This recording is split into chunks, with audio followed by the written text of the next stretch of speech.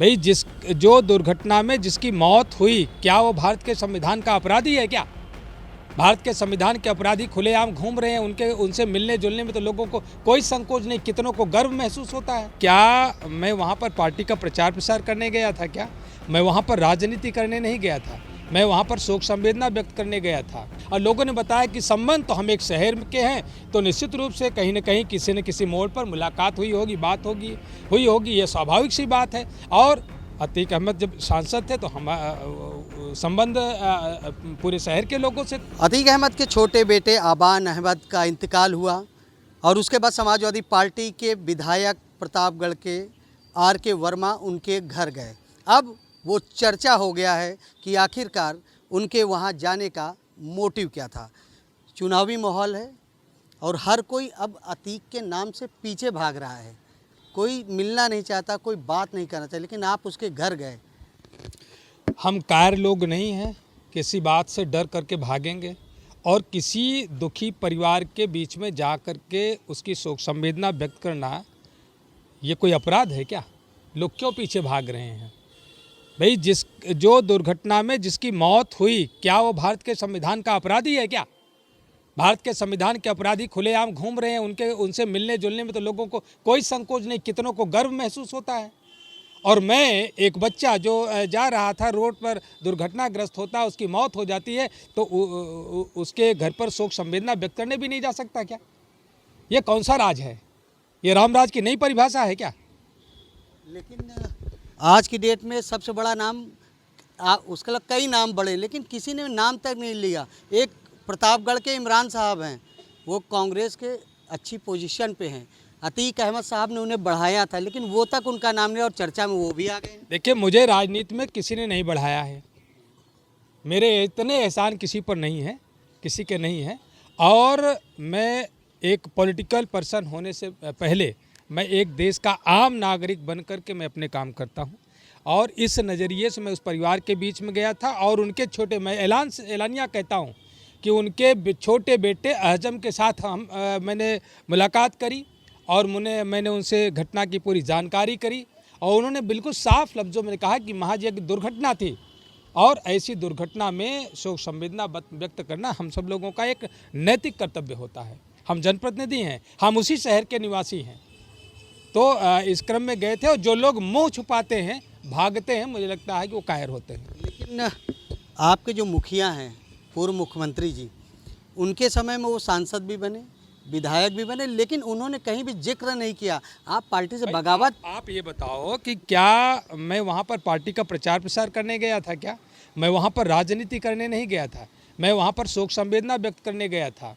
और मैं एक आम नागरिक के अपना जो दायित्व होता है, जो सामाजिक संवेदना होती है, उसके लिए मैं गया था।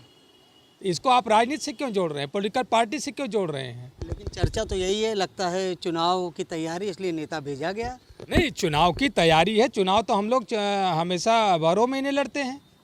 सरकार नहीं लड़ना चाहती तो भाग रही है, प्रधानों का ग्राम पंचायत का चुनाव नहीं करा रही है, सरकार डर रही है, सरकार अपने पाप से भाग रही है कि पाप का प्रायश्चित उसे करना पड़ेगा, बुरी हार होगी, इसलिए सरकार ग्राम पंचायत का चुनाव नहीं करा रही है।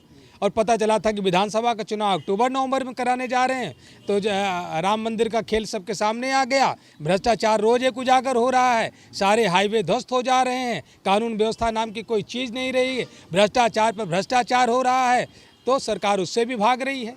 तो हम तो हमेशा लड़ने को मायने बहुत निकाले जा रहे हैं आपके जाने के बाद। देखिए, मेरे जाने के बाद लोग अपने अपने आईने से देख करके उसके मायने निकालेंगे, लेकिन हमारा एक ही मायना है कि हम एक मानवता में मनुष्य होने के नाते एक पीड़ित परिवार के बीच में, दुखी परिवार के बीच में हमने शोक संवेदना व्यक्त करी, और इसके अलावा मेरा कोई राजनीतिक निहितार्थ नहीं था। और लोगों ने बताया कि संबंध तो हम एक शहर के हैं, तो निश्चित रूप से कहीं न कहीं किसी न किसी मोड़ पर मुलाकात हुई होगी, बात हुई होगी, ये स्वाभाविक सी बात है। और अतीक अहमद जब सांसद थे तो हम संबंध पूरे शहर के लोगों से था। भाई, जिसने वोट दिया, जिसने नहीं दिया वो भी, और जिस पार्टी को प्रदेश अध्यक्ष थे, बाद में मैं भी उसी पार्टी का प्रदेश अध्यक्ष हुआ, और जिस पार्टी को प्रदेश अध्यक्ष हुए मैं उसका फाउंडर मेंबर था। सबसे पहले मैं पदाधिकारी उनसे पहले भी था। तो ये कोई बात थोड़ी ना होती कि आप मतलब उनके अपराध की सज़ा आप किसी और को दे सकते हैं क्या? भारत का संविधान ये कतई किसी को इजाज़त नहीं देता है जिसका अपराध है, गुनाह जिसका है, सज़ा उसी को होती है, उसकी सज़ा किसी और को नहीं दी जाती है। आप तो सरेआम कह रहे कि हम गए थे, मुझे कोई ऐतराज़ नहीं है, लेकिन एक नेता है प्रतापगढ़ के ही, उनका नाम है, कवि है वो, और अतीक साहब, ऐसा कहा जाता है अतीक साहब ने ही उनको बढ़ाया था, वो नाम तक नहीं ले रहे हैं। तो आपको नहीं लगता आप जैसे बोले उन्हें भी बोलना चाहिए? भाई उन्हें क्या करना चाहिए ये उनको तय करना है, लेकिन जहाँ तक जितनी वीडियो उनके आ रहे हैं, उन्होंने जो अतीक अहमद जी के बारे में कहा था, मुझे लगता है कि कम से कम शोक संवेदना व्यक्त करना चाहिए ऐसे पीड़ित परिवार के बीच में।